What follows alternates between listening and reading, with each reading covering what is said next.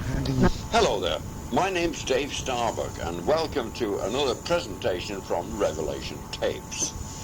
Now, from time to time I do get people telephone me or send me information and say, look Dave, can you do a tape on this and that and the other and so forth, but there are only so many hours in the day. The last couple of years I've had some very interesting contacts. I might add at this stage that people, they send me information from virtually all over the world, and people say, can you do a tape of this, Dave, and that and so forth. And the last couple of years I've had quite a number of people from the intelligence sector of the establishment who have quite interesting stories to tell.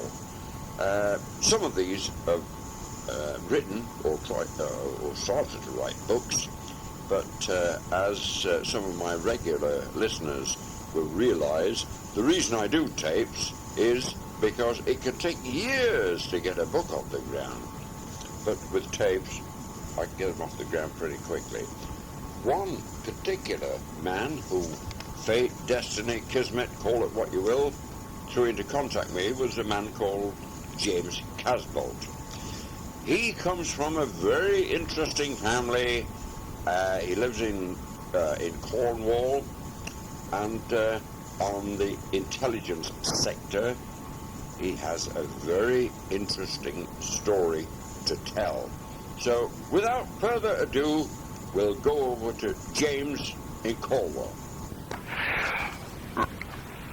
So, good evening, James, and welcome to Revelation Tapes and agreeing to this interview. Now, before we get down to the nuts and bolts or nitty-gritty of this discussion, I wonder if you'd be kind enough to tell the listener a little bit about yourself and your family background, and if you can explain your family's involvement in British intelligence. Yeah, that's no problem. My name's James Michael Casbolt, and I was born in London in 1976. I've been an extraterrestrial contactee and abductee since I was a child. Since the earliest memory is about the age of 5. And that was being abducted by little grey beings that was known as the Greys. Yes. And I was involved in Black Ops drug running with my father, who was a MI6 agent, and he was involved in drug running internationally for British intelligence. Yeah. Forgive me interrupting a moment, Jim. Now, Black Ops, could you sort of expand on that for my listeners? Well, Black Ops is drug running, drug trafficking internationally, which is run by the intelligence communities, intelligence groups, like British intelligence, CIA, Mossad, things like that. And this drug running is to fund projects that are classified above top secret, and these projects are extraterrestrial related projects. There was a few ways that the intelligence agencies decided that they'd fund these extraterrestrial related projects, which I'll go into detail about soon. These projects that are classified above top secret run into the billions, and the intelligence agency decided the only way they could raise this money was, among other things, drug running. Now, could you tell a listener a bit about your understanding of the connection between the various intelligence groups, namely MI5, MI6, the CIA, and Mossad and so forth? Because we know what they are, but a lot of my listeners do not. Yeah, this I mean, I worked with my father on national drug trafficking. My father, as I said, was international drug trafficking in a lot of countries. And your father was in MI5, was he not? MI6. MI6, yeah. Yeah, my uncle was an MI5 officer. The difference between an officer and an agent is an officer is someone who's officially on the payroll, and an agent is someone who's unofficially on the payroll. Yes. Because it's, like I say, these black ops are illegal. So a lot of the agents that are involved in these operations are unofficially connected. Would I be correct in saying then, James, that you were a sort of agent for MI5? Well, what it was exactly was my father was empowered to recruit other agents. Yes. And he recruited me mainly because of my martial arts background, and that it was for security and backup purposes. It was, I worked with my father on national drug trafficking. We met IRA contacts in London, and on one run, for instance, we picked up kilos of cocaine, and we delivered them to other locations. We met an IRA contact, I'm not going to say his name, in South London, and we went to his house, and we went to a flat that he owned as well, but the flat was his office for drug business. And we went in there, and then from there we picked up was 4 kilos of cocaine, but this was a very small amount because what it was my father was the international drug trafficking was the quantities that they were moving was, regularly £500,000 worth of drugs every 2 weeks, for instance. That's much as that? Yeah. And the kind of the deal that they made was, with they being the intelligence groups working together, was that whatever fell off the back of the lorry, so to speak, was they could keep and use it and sell that nationally in their own country. So if a lorry's moving across borders with, 100, 200 kilos of cocaine more often, it was, 2 or 3 kilos off the back, falling off the back of the lorry, wouldn't really be missed, and that was what they siphoned off and kept, and that's what we moved nationally. And this is for British intelligence like I said, these operations are to fund extraterrestrial related projects, which I have direct knowledge of. Now, that's very interesting what you just pointed out. Before I go on to the next point, James, onto extraterrestrials, would you say these beings, for want of a better phrase, they're benevolent, namely to help this planet, or malevolent to destroy it? Well, it's both. There's as simply as there's a race of extraterrestrials that are involved in this planet's affairs. They've been for a long time, from Draconis. They're reptilian beings. They're on the whole, they're malevolent. They're quite negative. And then there's a positive race, more of a positive race from the Pleiades and Andromeda, which is also involved in the affairs of this planet. And these races have been in an ancient war with each other. They've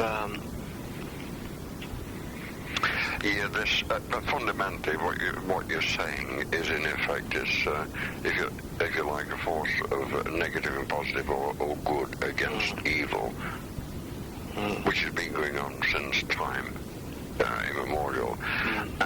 But tell me something. Where do the reptilians from Dragonis fit into all of this? Well, I'll give you a little bit of the history with. Please do. With this, you got to understand that the Greys are the beings that most people come into contact with.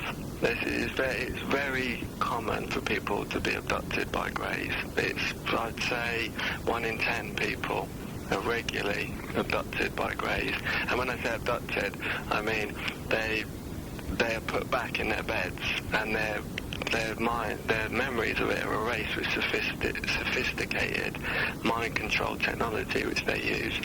And I'll explain about this, what the reasons why they do this in a minute. It's basically an ongoing genetic breeding program they're involved in. It's quite complicated, but I'll explain it. But I'll give you some history. About in the mid-1940s, the extraterrestrial beings known as the Greys approached certain sections of the US and British government. This was in the mid-1940s, and a treaty was signed between the Greys and the US and British government.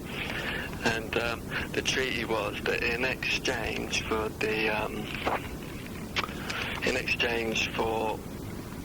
the Greys having permission to abduct human beings, the Greys would supply them with technology, sophisticated technology, mind control technology, other technology, aircraft technology, advanced aircraft technology, cloaking for military, ships, aircraft that could render them invisible to the naked eye at night. And this government, these parts of the government, the US and British government, are heading towards a new world order, one world government, and they need this technology to accomplish this one world government. They can't do it by themselves. They need the help from the extraterrestrials. These are the facts. And like I say, the Greys said they would, in exchange for giving them this technology, the government would allow them to abduct. And then pretty much, from what I can work out,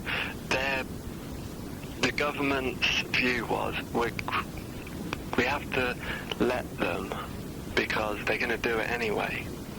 If we don't allow them to adopt the citizens, they're going to do it anyway. And to be honest, there's a lot of the factions in the government, top levels that are involved with the extraterrestrials, don't have the people's best interests at heart anyway.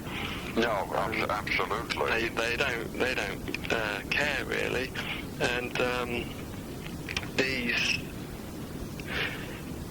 So the terms were worked out, and the Greys wanted to abduct them for use in an ongoing genetic breeding program, and but the terms were the abductees would be returned to their beds afterwards unharmed. Actually, forgive me interjecting, James, but you've just jogged my memory on a very important question, and this is something which has puzzled me for a while. To my personal knowledge, I have not had conscious experience of encountering an extraterrestrial. But what you've just said, in effect, is that a person can be abducted in the sleep and returned to the bed. That's right. Because I'll be quite candid with you. Until last year, UFOs and ETs, this was uncharted territory for me. Right. But since I've become aware of a few of these things, and I've gone to sleep at night, I woke up, I'm feeling great and so forth, as though something has happened in my sleep, if you know what I mean. So what you're saying, in effect, is that this can and does indeed happen. I mean, it does happen. It's just, as bizarre as it sounds, this is what's happening on the Earth. It happens regularly. I'd say about 1 in 10 people have been abducted and returned to their beds, and use in his massive genetic without being aware of it. Yeah, you see, you can get these memories with hypnosis. We repress memories of abductions. You can get at them. They're in the subconscious mind. Yeah. The subconscious photographs everything. Yeah. Memorizes everything photographically. So you can get at those memories. But yeah, a bit like life regression and so forth. Yeah. Previous incarnation. Now, but the next thing I wanted to ask you, Jeff, what is your personal experience with extraterrestrials?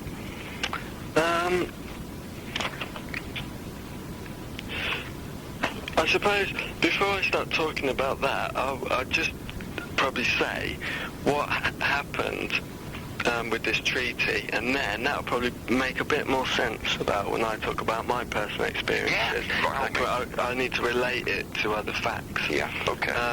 So, as I was saying, that the abductees return to their beds most of the time. Sometimes they're not.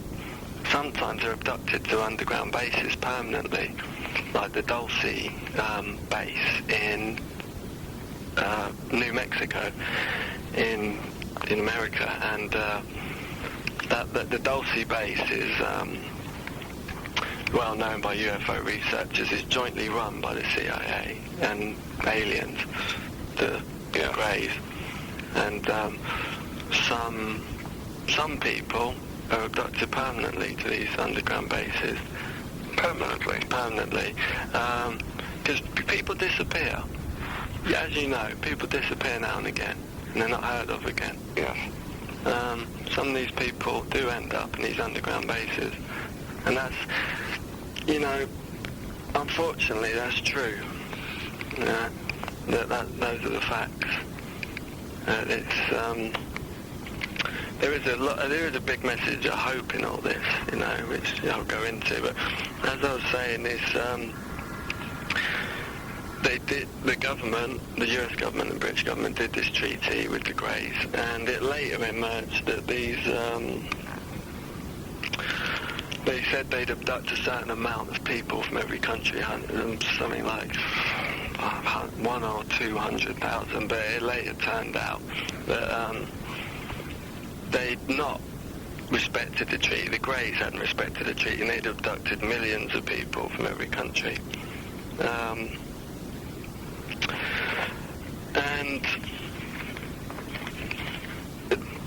like I say, some of the people were permanently abducted to the underground bases. And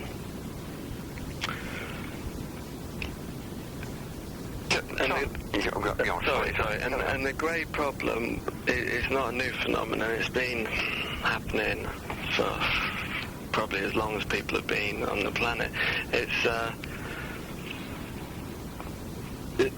To be honest, the Greys are the front men for the reptilians. The Greys are genetically created by the reptilians from Draconis, the reptilians being from Draconis.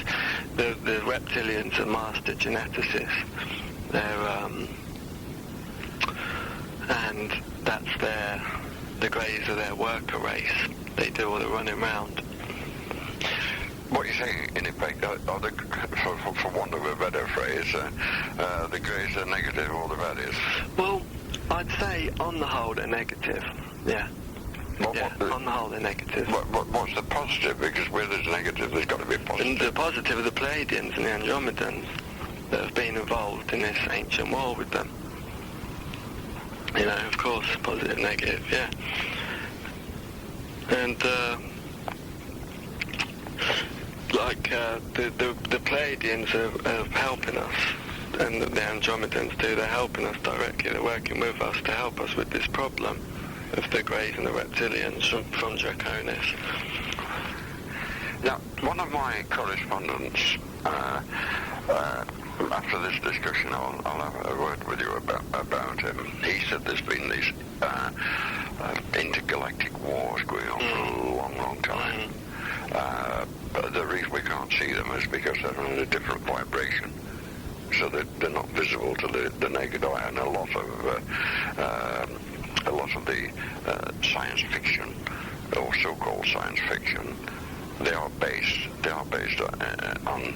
on fact and come as warnings or messages to us. Have you got any comment to make on that? Yeah, I'd like to comment on that. I'd say, yeah, the extraterrestrials do exist in other dimensions, like the fourth and fifth dimension, but they're physical beings like us. They work.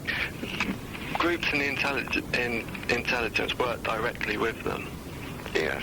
Physically, they have meetings in the same rooms. They work in underground bases with them. The reptilians from Draconis are physical, and so are the Pleiadians. The Pleiadians are human-looking. People call them Nordic, blonde-haired, blue-eyed. Yes. A lot of them quite tall, and like I say, they're physical, and the ships are physical. Yeah. Have you ever seen a reptilian, James? Yeah, I've 3 times I've seen a reptilian. It was it's been a psychic attack, I'd say, on me, because I'm exposing their agenda. Yes.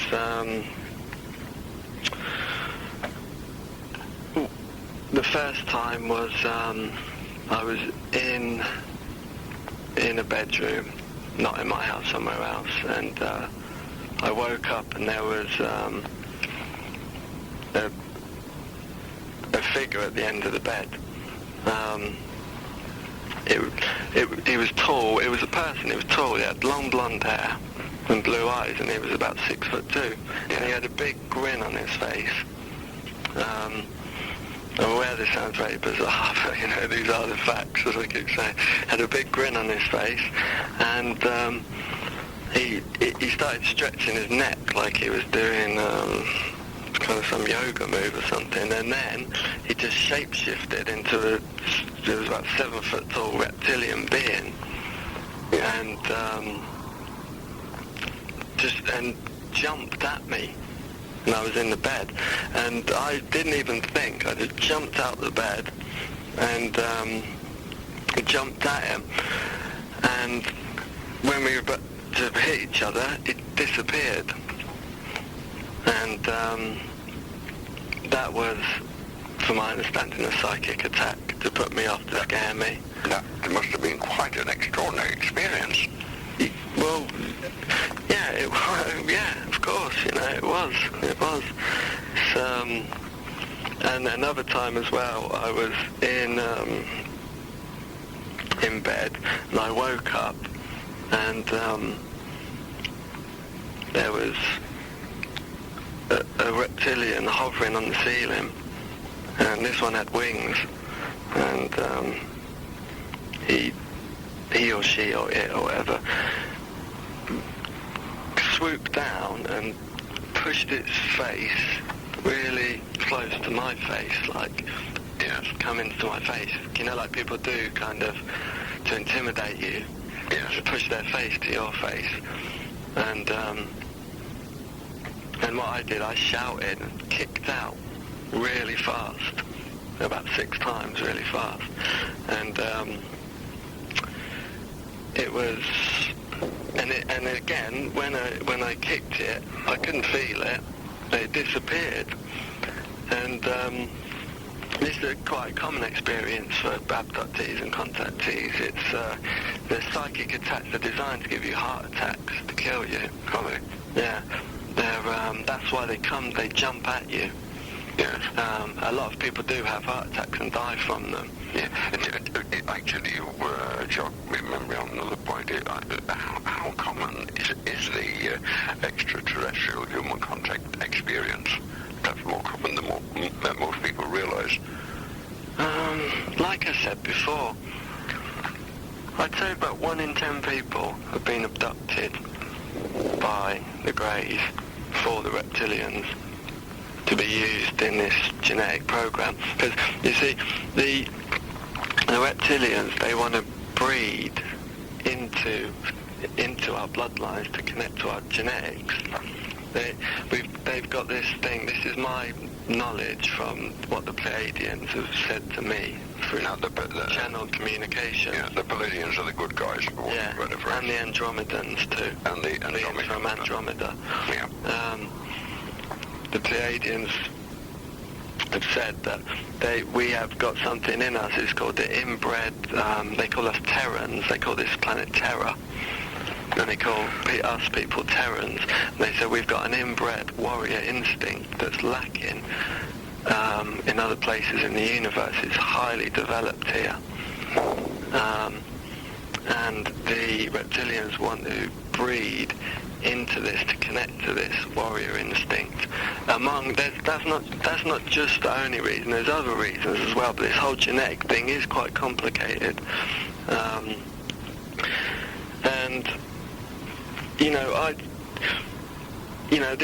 I'd say that the Terran, the inbred warrior instinct is in all of us. It's our legacy as humans.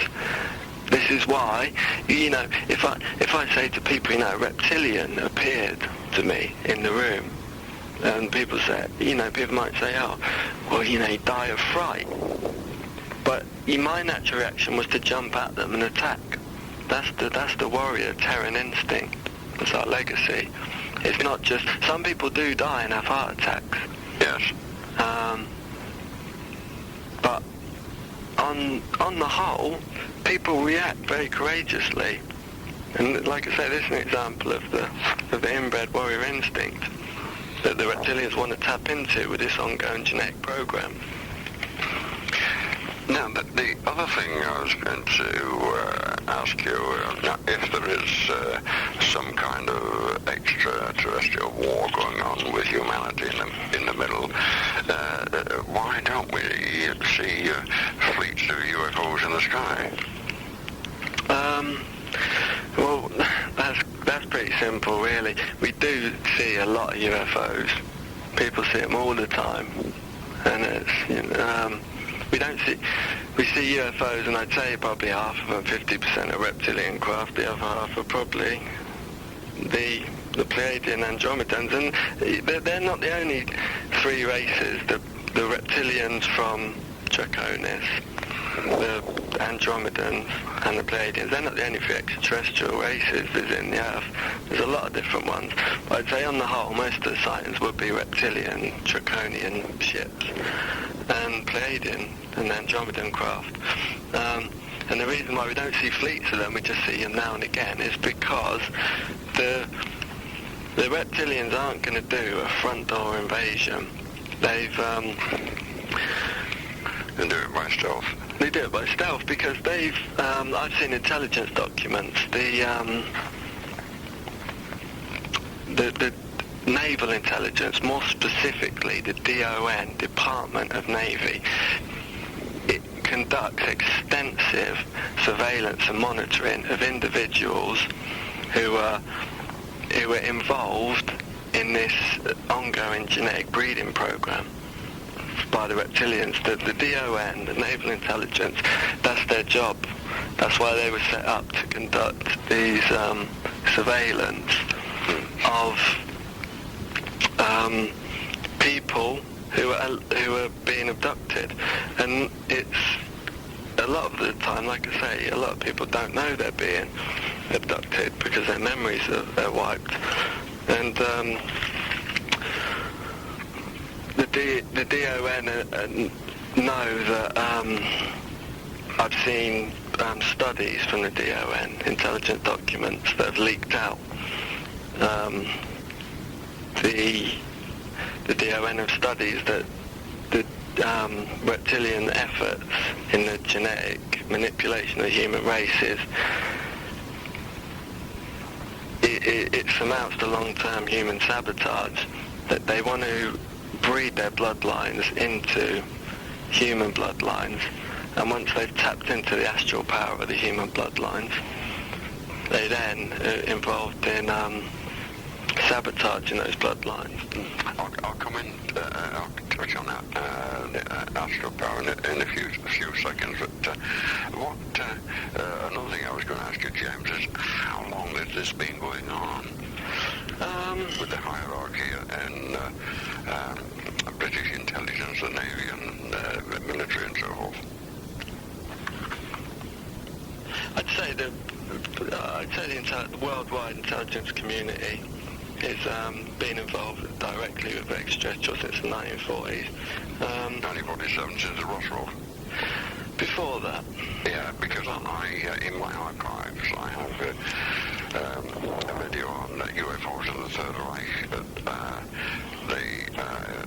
Adolf Hitler, the Nazi Party, were involved with the Two-List Society, and there's some very rare footage of UFOs in the 1930s. Yeah. Long before the Roswell. Because that's why, yeah, I know what you're saying, because the Greys actually approached the German government before the British and the American government to do the same treaty around abductees for technology, but the German government turned the Greys away in the 1930s.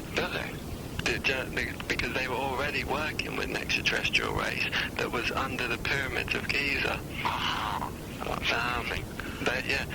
Because they were already committed, the Germans, the Nazis, so they turned the Greys away. Yeah.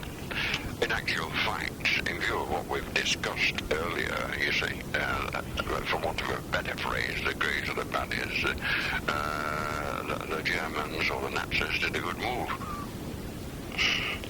It's not that simple. I don't think it's that simple. It's a bit more complicated than that. I'd say, to be honest, that the race that the Nazis were already working with, the extraterrestrial race, were connected with the reptilians. Yes. Already. So in a way, the Nazis were already working with the reptilians, this race. That you've got to understand that the reptilians, they're from the solar system of Draconis. And it looks like a snake in the sky when you see it. It's the reptilians also have been in underground bases for hundreds of thousands of years on the Earth, and moving back and forth from the Earth to Draconis, and that's why there's a whole other world underneath our feet of tunnels and huge caverns, and this is fact, this is documented fact. And deeper than those, they connect into underground bases, and that's why underneath the pyramids of Giza, it was a reptilian race that they were already working with. And the Greys approached them because there's different factions of reptilians. Yeah, another point I was going to bring up, do you have any sort of photographic evidence of these things, James? Yeah, it's about 3 months ago, I was telepathically contacted by the Pleiadians to go to a little town near me. It's called Zena. It's famous, infamous rather, for witchcraft and Satanism and UFO sightings. And I went there, and there was a guy at the end of the road, and I was telepathically instructed to go approach him and talk to him. So I went up to him and I said, I'm investigating UFO sightings around here. Have you seen anything? He goes, no, I haven't seen UFOs, but I've just moved into my house about 6 months ago. I took a picture at the front of the house, and there was a being, a figure outside it. And I goes, oh, can I have a look? And he goes, yeah, I can run off a copy on the computer and print one out for you. So he printed out, come out. It was a reptilian being that outside his house that I'd seen before in these attacks. Exactly the same looking, and I've got that photograph in my possession. I'd like to show you it. Yeah, that would be quite astounding and most interesting, to the least of it. And I've got another one as well, another photograph. This was taken about 2 years ago. Once again, I was instructed telepathically to go outside into my back alleyway, and I went outside, and this is very bizarre, but I'm just going to say it. There was the bush in front of me, and it shape-shifted into a being, and it was actually alive in the bush, this being, and he was dancing really rhythmically, and there's been a lot of literature written about these beings. They're called nature spirits, and I took a camera with me into the back alley before I went, just in case anything did happen. And this happened. I took a picture of it, and it came out very clearly of this being. And I took a few other pictures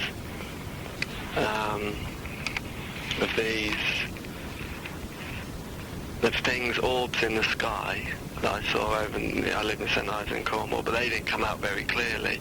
But this being in the bush is very clear, and you can see him. You can see his arms, his hands, his face. And you got a photograph of this? Yeah, I've got a photograph of that as well. Yeah. Quite extraordinary. But you see, in my world, not in my world, in my reality, this isn't extraordinary. I've been involved in this since I was 5, and this is normal for me. I understand what you mean, actually, because, to give you an example, I'm a bit older than you, and I've been an astral traveller from being an infant, but I was 37 years of age before I knew they called it astral projection. You know what I mean? Yeah. Something else I was going to ask you, James, although you have partly covered this earlier on in this discussion. If you tell me some more of the details of your father's connection with British intelligence, running in a connection with him and ETs. Yeah, I wrote a few notes down about this that I'll just find quickly.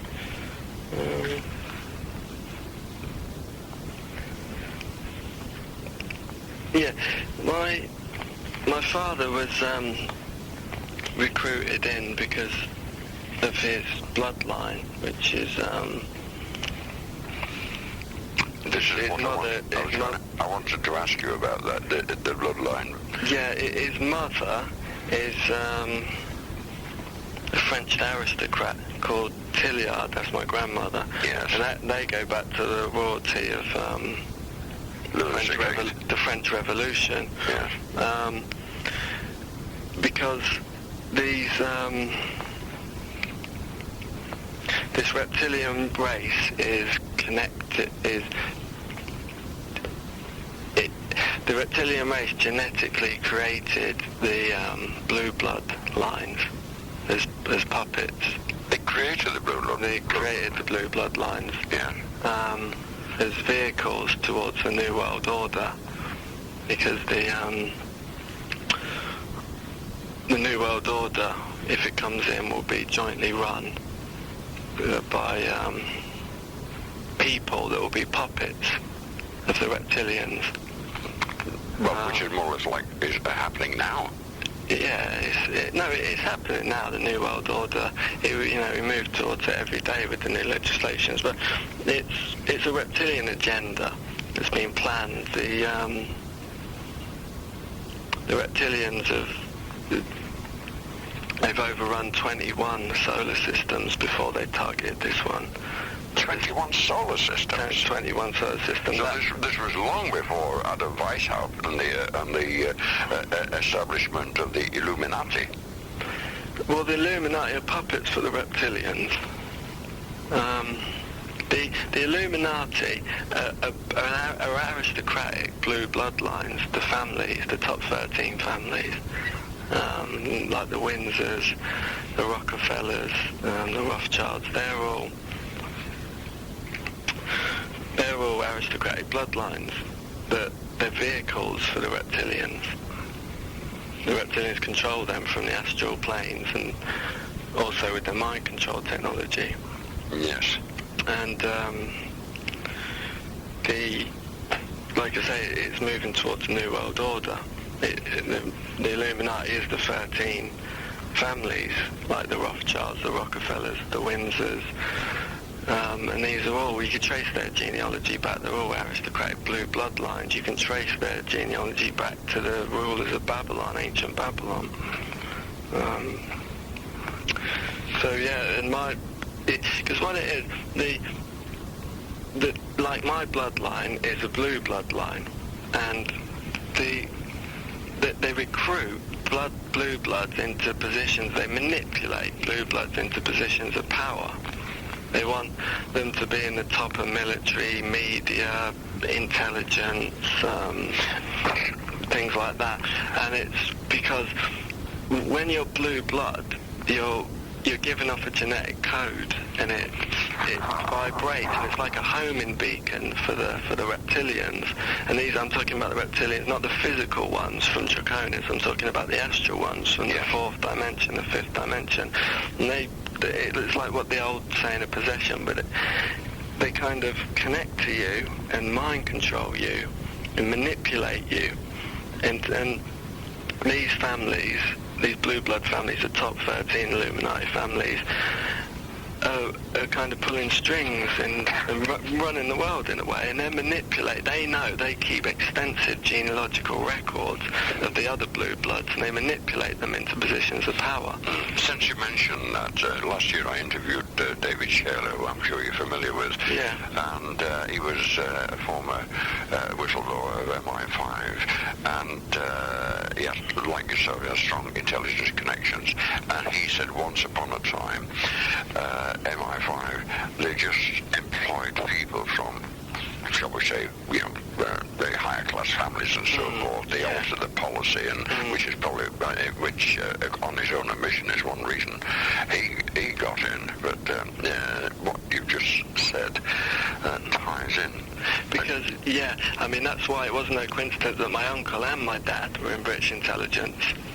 Because like I say, my uncle was MI5 officer, my father was MI6 agent, and it's because of their bloodlines they were manipulated in and recruited in. It's also because of my father's connection to the heroin trade in Chinatown in London. That's why he was brought in for Black Ops drug running.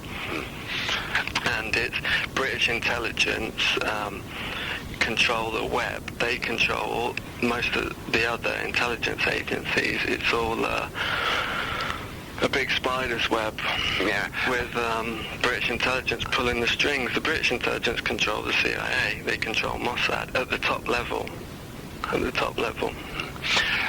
Incidentally, on one of our previous discussions, you equated the British intelligence with Carousel. Could you enlighten the listener on that? Yeah, that's a code name for MI6, Carousel. Yeah, so it's known as it by insiders. It was because once you get on, it's very difficult to get off. It was where my dad served a lot of prison time. He told me about 1 in every 30 international operations would be busted. He served about half his adult life in prison. He worked with the CIA and the mob in being a mafia in Rome in Italy. And he told me, and I know this from my own research, that the CIA and the mafia, the mob, are the same organisation. They work, yeah. And he served a lot of time. He served time in Italy. For one of these operations went down with the CIA and the mafia. Served time in an Italian prison, and he was fluent in Italian and Spanish, and he taught Italian in the prison there. He also taught, he taught English in the Italian prison, And he also, when he did time in Spain, he taught English in the Spanish prisons. But the thing with Carousel is, to get back to that, I'm drifting off the point a bit, when a lot of time when he came out of prison, he'd be approached again by British intelligence for another run. This talk is continued on the reverse side of the cassette. However, when you turn it over, please remember to spool it back to the very beginning. Jim, you were going to say something.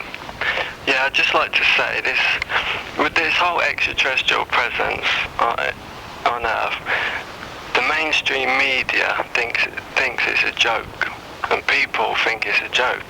People laugh at it, so a lot of people, and think that people are mad. And I can tell you for a fact it's not a joke to the intelligence community, to intelligence groups. That's why they're spending billions with Black Ops drug running to fund these extraterrestrial projects. It's not a joke for them.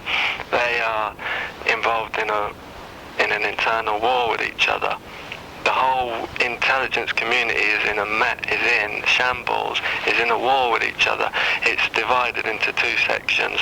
One part that's loyal to working and loyal with the reptilians from Draconis, and moving towards their agenda, their joint agenda of a one world government, a new world order, which will be the human puppets controlled by the reptilians, and the other side of the intelligence is loyal to the people. They want to help the people. They want to see. They don't want to see us in a new world order. They want to see us in a global version of Nazi Germany, because that's what the new world order will be. And they're leaking information. There's a whole new young generation of intelligence agents and officers that don't agree with the past rules of their elders, and they're leaking information, and they're leaking it. A lot of the information they're leaking is on the net. They're leaking. There's massive amounts of intelligence documents that are being leaked. The net is the Illuminati's worst nightmare, and that's a good place to look if you want to find leaked intelligence documents to do with the extraterrestrial phenomenon. Okay. Right. Now, if we could just recapitulate or recap on some of the points we covered on the first part of this discussion. No problem. Can you explain your family's involvement, once again, in British intelligence? Well, like I'm saying, I was involved with my father. With Black Ops drug running, as I said, they needed to raise billions to finance these extraterrestrial related projects that were classified above top secret. And the reason they're called Black Ops is because it's very difficult for the public to shine a light on the activities and expose the corruption within. That's because it's hard for the public to shine a light in. That's why they're called Black Ops. And this drug money is laundered by the big names, the elite families. It's laundered by them directly. The Rothschilds, the Rockefellers, the Oppenheimers. And it's laundered, this Black Ops drug money that people like my father and I were raising, is laundered through their international companies like De Beers. The drug money laundered by these people passes. My dad told me the inside information. He told me all the tricks of the trade, surveillance, money laundering, weapons. He told me how the drug money is laundered by these people. It passes from account to account until its origins are lost in a web of transactions. And this laundered money is then used to fund these extraterrestrial related projects. Okay? Yep. Now, again, could you recap on your understanding of the connections and difference between various intelligence groups, namely MI5, MI6, CIA, Mossad, and so on? Yeah, like I say, my dad worked with Mossad in London. He worked for Mossad? No, he worked with Mossad. With Mossad, yeah. With Mossad, because all these intelligence agencies are interconnected. They all work together. on the highest level. Like the thing with Diana's death, Diana's murder, is saying on the papers how the CIA was working with MI6, French intelligence was working with MI6. This is because they all work together, they're all interconnected. People in the public, it said, oh, they don't, they're enemies and stuff. That's not true. At the higher levels, they're all interconnected. They all sleep in the same bed, yeah. Exactly. And Dad worked with Mossad. I met Mossad contacts with him in hotel rooms in Brighton. We worked with IRA contacts in London, like I said, moving cocaine. And the British intelligence is involved with organised crime, like IRA, the terrorist groups, and like the mafia. They're in this country too. It's they, like you say, they sleep in the same bed at the top levels. Terrorism, organised crime, the intelligence agencies sleep in the same bed at the top level. But what you've got to understand, that's a general term, because you got to keep in mind there's this war going on in the intelligence community between the positive factions and negative factions. It's the negative factions of the intelligence communities that are in bed with the organised crime, terrorism, like IRA and the mob.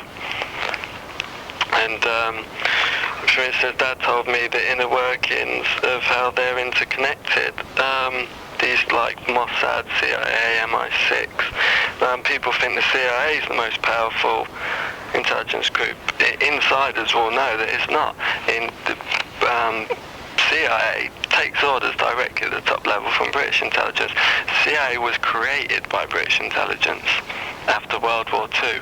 The CIA before were called, the group before then, the forerunners, were called the OSS, the Office of Strategic Services. Yeah, Operation Strategic Services. The OSS was created by British intelligence, and the OSS went down, and the CIA was created after them. And like I say, the British intelligence created the CIA. The CIA answers to British intelligence. So does Mossad. So does French intelligence. So does Australian intelligence. I forget the name of Australian intelligence. And it, like I say, the organised crime, the mob and the CIA is exactly the same group at the highest level. It's a vast web of intrigue, and it's very difficult for the public to shine a light into it to see what's going on. I was able to unravel the whole web because my dad gave me threads of information. It's like if there's a curtain in front of a window, and I want to see out the window, see what's going on. I can't see because the curtain's in the way. That's what it's like for the public trying to work out what's going on with the intelligence agencies. And then all of a sudden, there's no way I can rip the curtain open to see out the window because the curtain's too heavy. So a little thread pops out. Someone gives me a little thread. A little thread pops out the curtain. And I take that one thread, I start unraveling slowly over years and years and years. I keep unraveling. Slowly a hole opens in the curtain because I'm unraveling the thread. After years and years, I pull the whole curtain down because I unravel it from that one thread. And then I see out the window, I see what's going on. And that's what's happened. That's why I'm risking my life to do this. And the whole thing is extraterrestrial related. This isn't intelligence agencies running around for the sake of it, moving drugs. They're not doing it for the sake of it. They're doing it because there's a massive extraterrestrial agenda, and the intelligence agencies are working directly with extraterrestrials. And it doesn't stop there. The British intelligence takes orders from a secret world government. There's what people call the Illuminati, the 13 families at the top. The families like we're talking about, the Rothschilds, the Rockefellers, and so forth. People can research that themselves. And this is the secret government take orders from the reptilians. The secret government, the Illuminati, are negative. They're puppets of the reptilians. The reptilians are parasites. They move from solar system to solar system. Like I said before, they've taken over 21 solar systems before they targeted this one. In this ancient war that they've moved across the universe like locusts,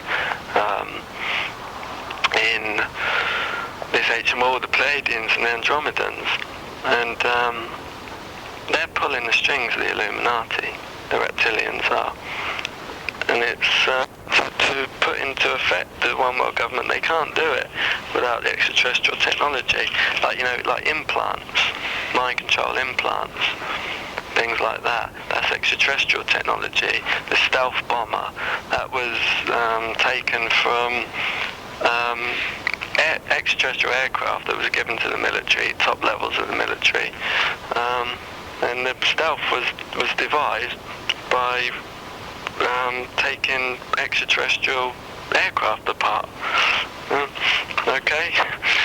Yeah, that rather like a lot of this technology was rescued from the Roswell crash back in 1947. Fiber optics and computers and so forth.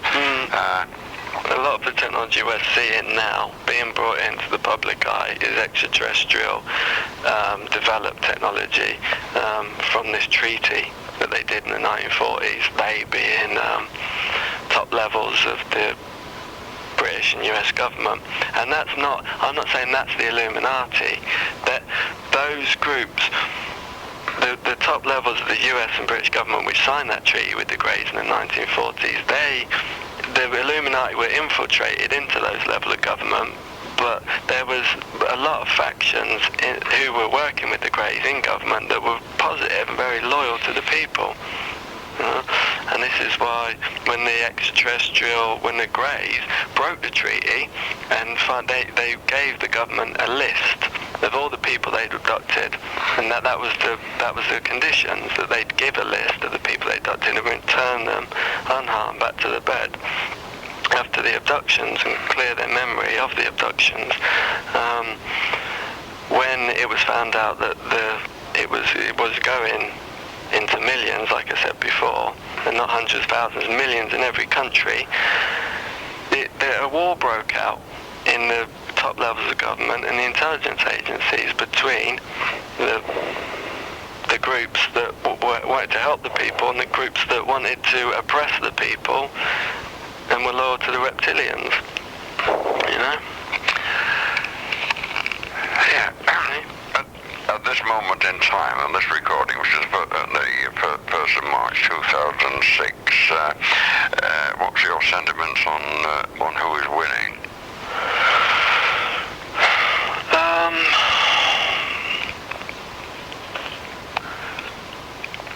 You see, that's a hard one to call, because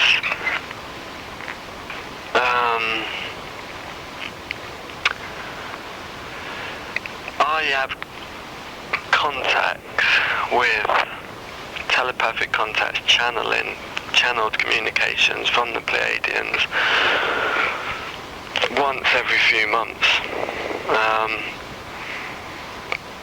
and the information is like gold. It's like gold dust. Whatever I can get, I write down, and it's just. But you don't have to answer that. But I'm not concerned that we're going to lose this. This is an evolution process for the humanity. This is going to wake people up. This extraterrestrial presence, and we're going to head into an age of quantum light and love. I've got no fear that we are going to lose this war. We're being helped. Oh, without a doubt. And one of my correspondents, well, quite a few of my correspondents who are independent, they don't know each other. A very important date is the 21st of this month, the vernal equinox. Yeah. This month, something's going to happen one way or the other. Yeah. In what way, shape, form or function. We'll just have to wait and see. But we'll move on and recap to some of the other points that you spoke about earlier on the other side. Would you care to recap on some of the details of your father's connection to British intelligence, and more importantly, is your father still involved in this now? Well, no, he's not, because he died in prison about 3 years ago. He's was in possession of forged passports and documents. It was quite a short sentence, 6 months. But Very short. He died in prison, and I'm still finding the facts. I'm still finding what went on, and I don't really feel comfortable talking about it. Yeah, that's fair enough then. I think I know what you're thinking. When I find more details out and come to terms with what went on, I'll talk to you about it. Yeah, that's fair comment, James. Fair comment. Now, can you explain some ways that we can protect ourselves from the reptilians?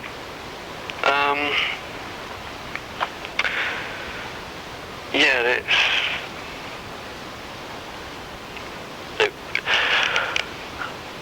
the best way I'd say is to understand them, understand that they're real, and to get knowledge of what's going on with this war. You know, there's a war going on.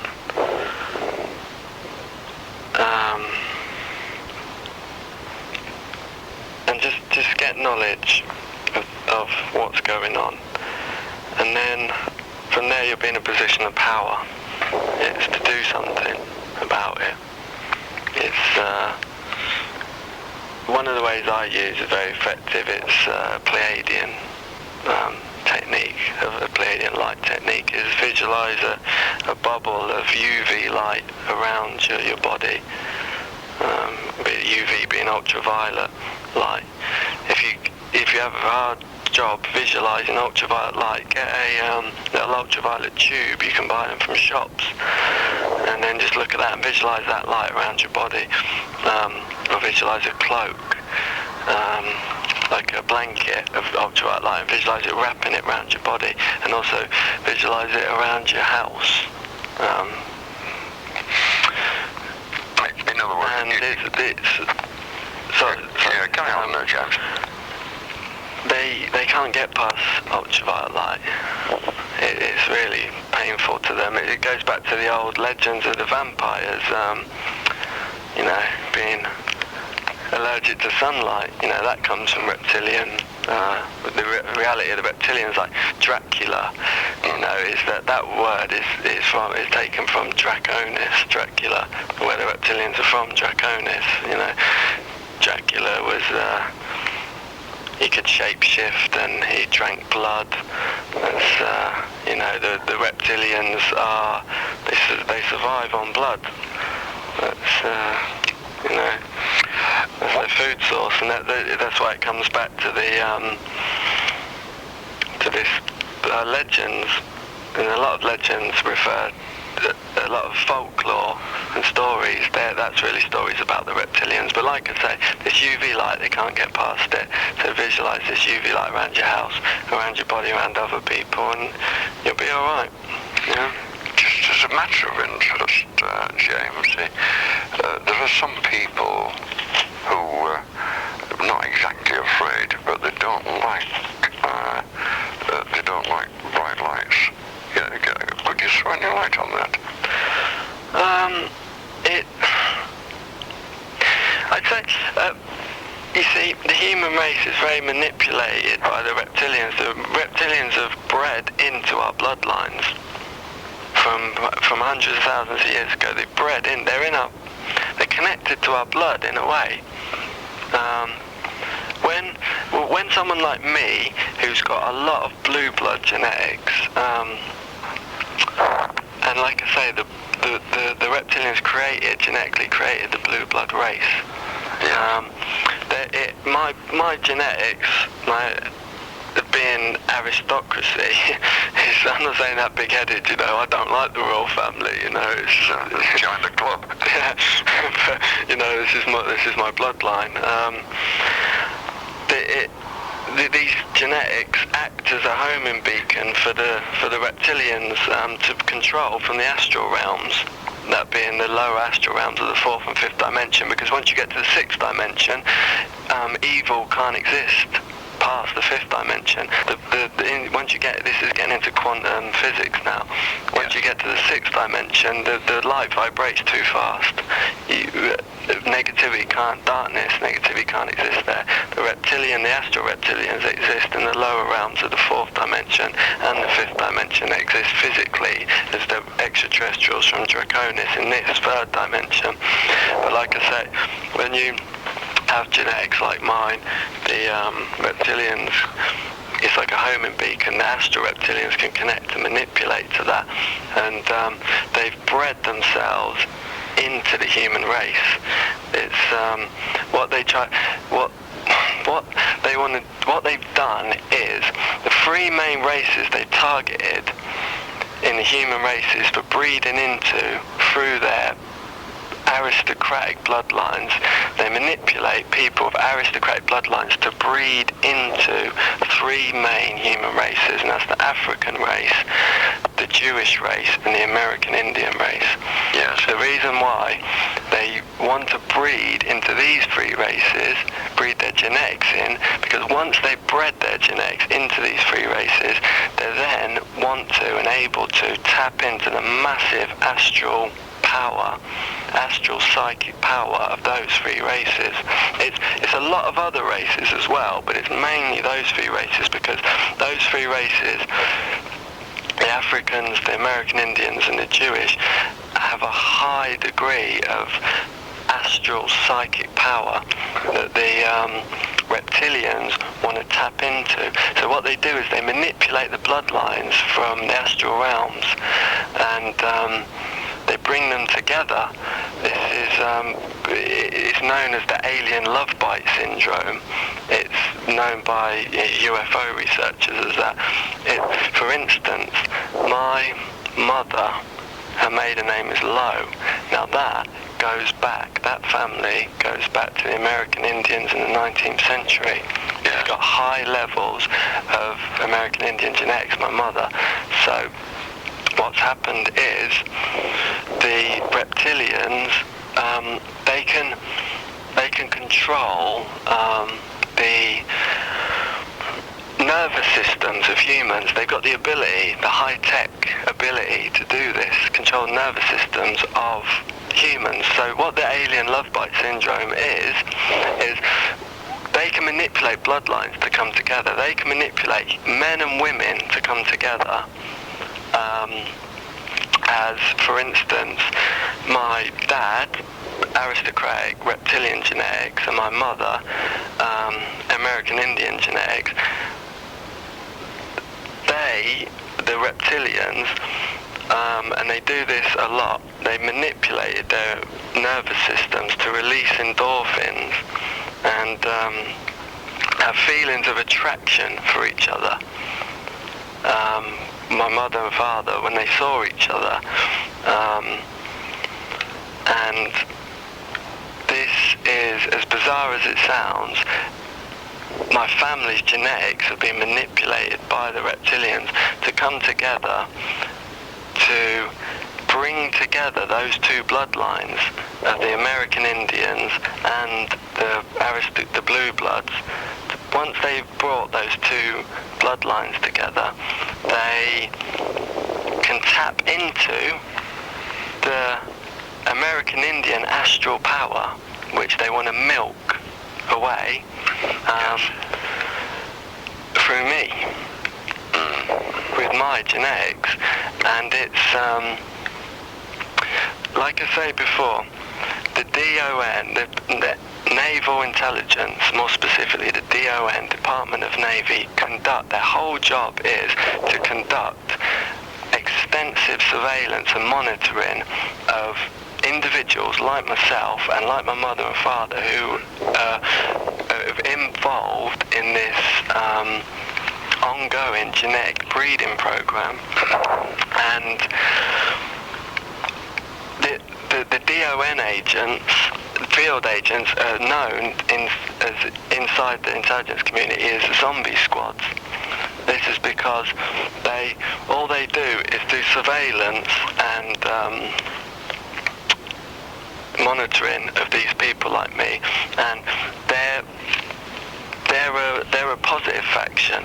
They're helping us against the reptilians. Because they're directly aware of the reptilian agenda. This is in the UN, in the secret UN meetings, United Nations, in underground bases. They have a tier. They have a table in a circle where they sit, and this is the highest levels of UN. And in the middle of the tier, they have another. In the middle of the table, they have a higher tier of another set of chairs, and the people sit around the bottom tier, and the reptilians come in and sit at the top tier, and they dictate policy to the UN humans. This is what I'm saying, why the reptilians and the top levels of military and government are working directly, face-to-face, in the same rooms with these extraterrestrials.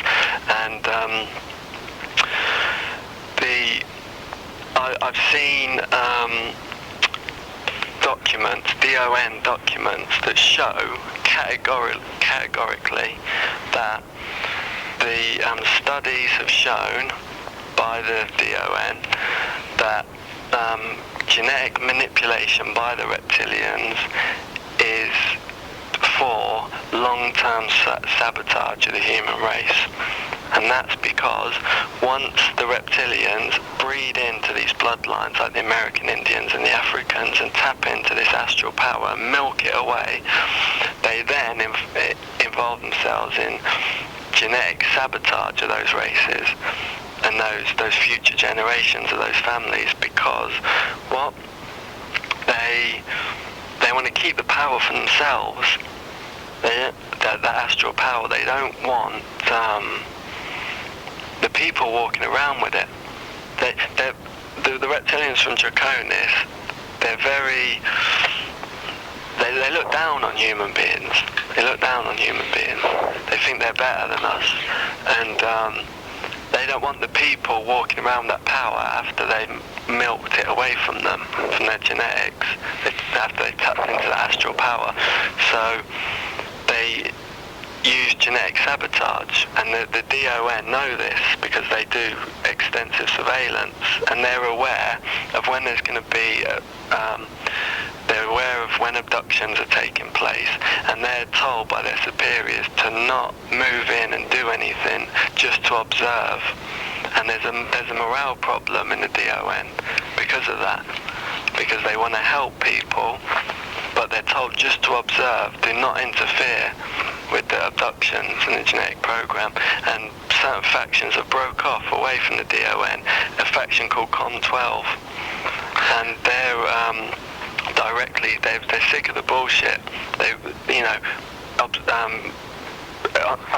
Putting people under surveillance, extraterrestrial contactees under 24-hour surveillance. My own phone's tapped. I don't know what group it is. I imagine it's some level of British intelligence. So I'm going to contact my uncle to see if he can find out what group it is. My own phone's tapped, and that's because I'm an extraterrestrial contactee and I'm under surveillance because of it.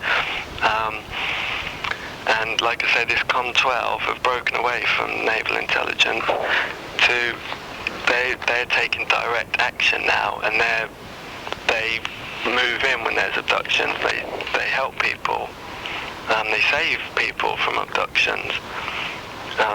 They have done.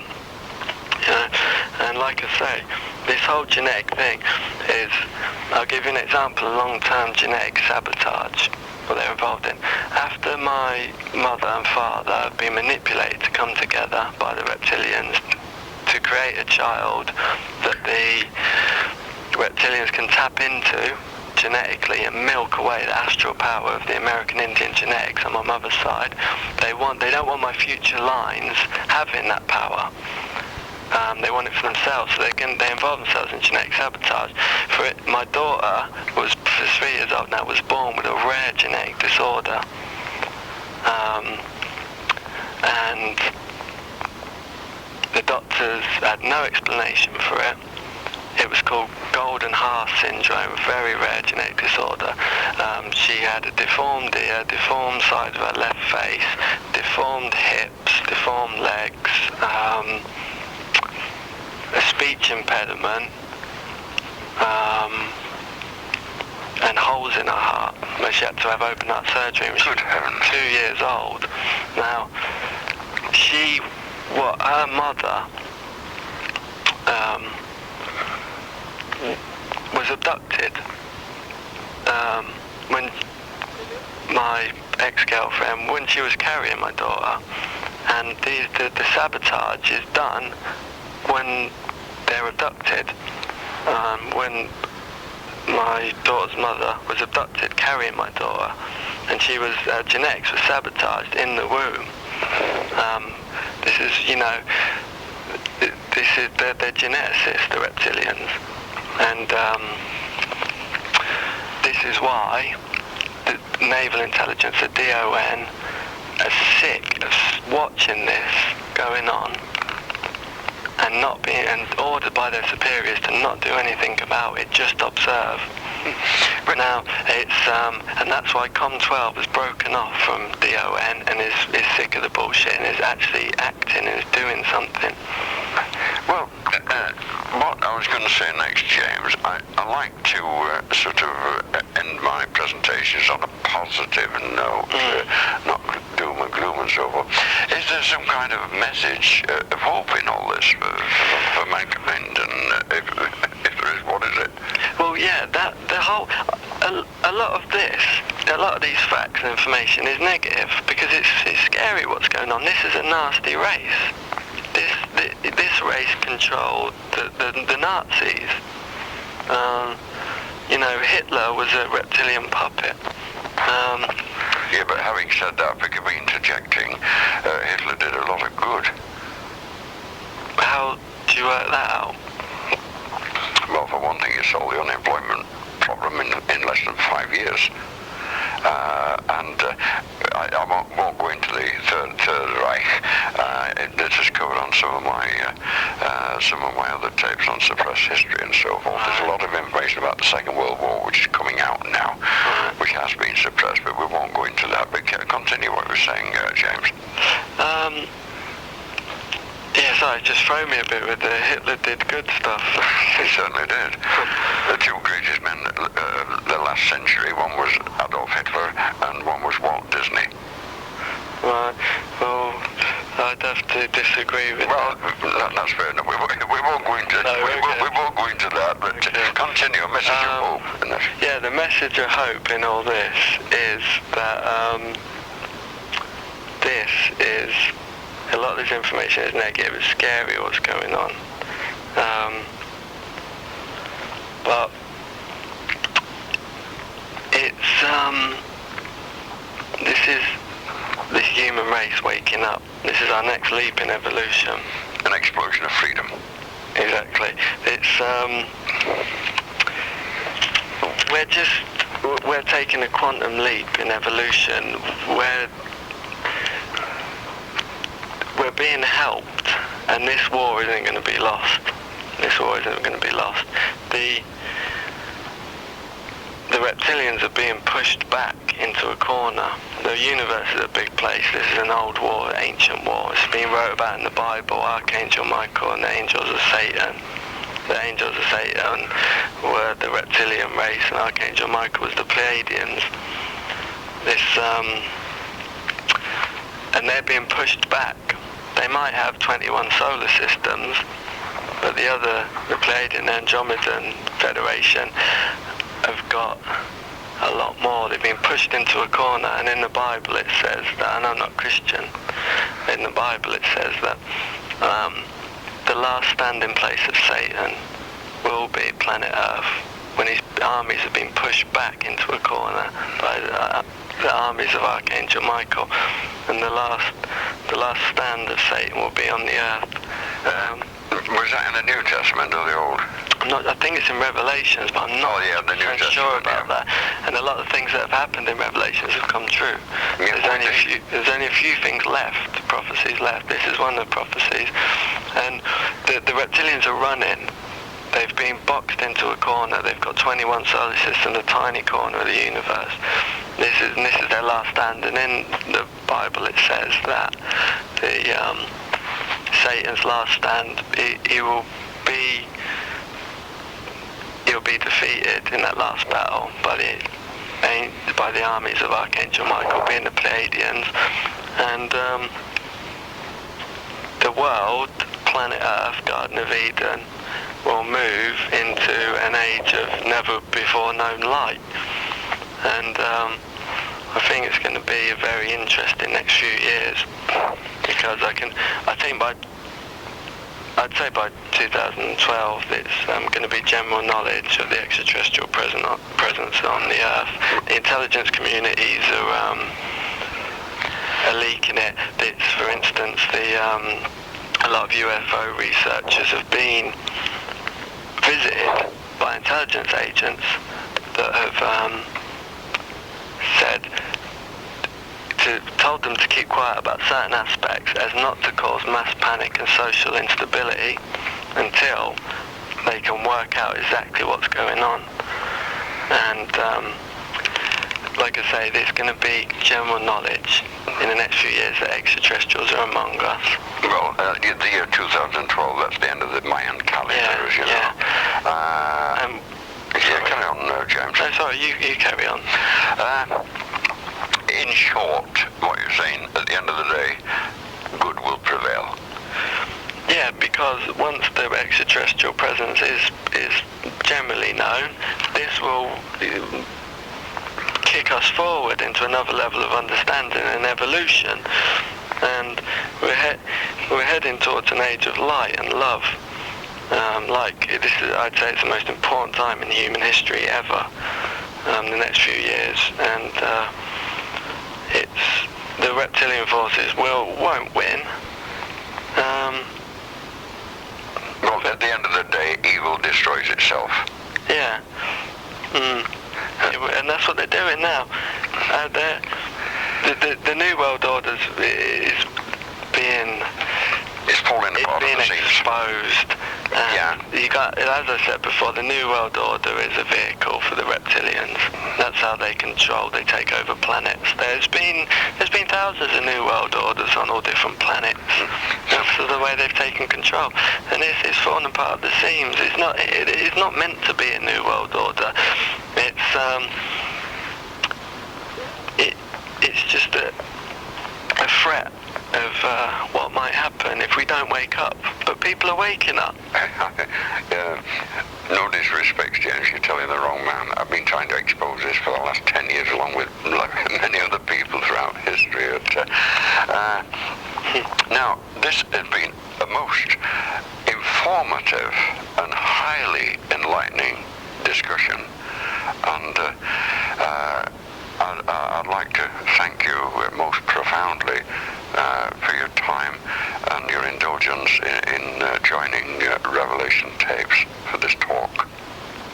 That's no problem. It's been really good to talk, because this information needs to come out. It's just it doesn't need to float around the intelligence community. It needs to come out to the people. It's not just for the intelligence community. Well, listener, there you have it.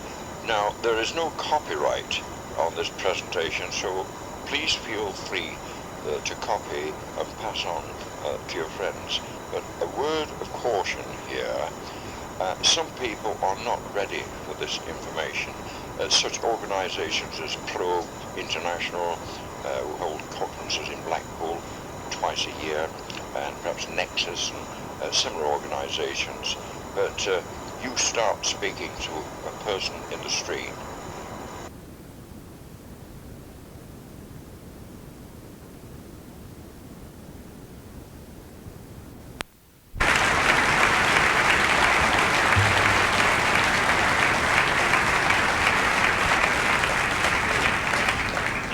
little interlude from the orchestra of music by another of those contemporaries of Ivor Novello's, Vivian Ellis, Coronation Scott, which those of a certain age will recall as the theme to Paul Temple.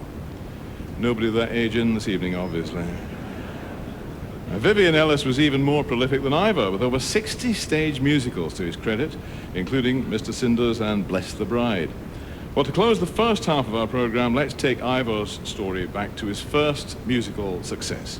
As the First World War got underway, his mother challenged him to write a patriotic song. She wrote one herself and deliberately made it terrible in order to spur him on. So he eventually came up with a tune and invited a friend of the family, Lena Gilbert Ford, to listen and suggest some words. The